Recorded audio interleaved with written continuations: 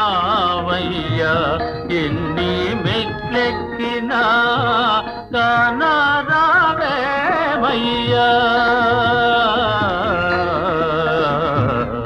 ఏడు కొండల సామి ఏడు కొండల సామి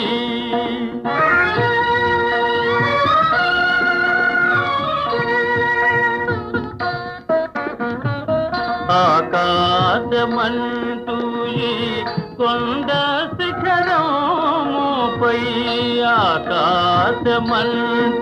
ఈ కొండ శిఖరముపై మనుషులకు దూరంగా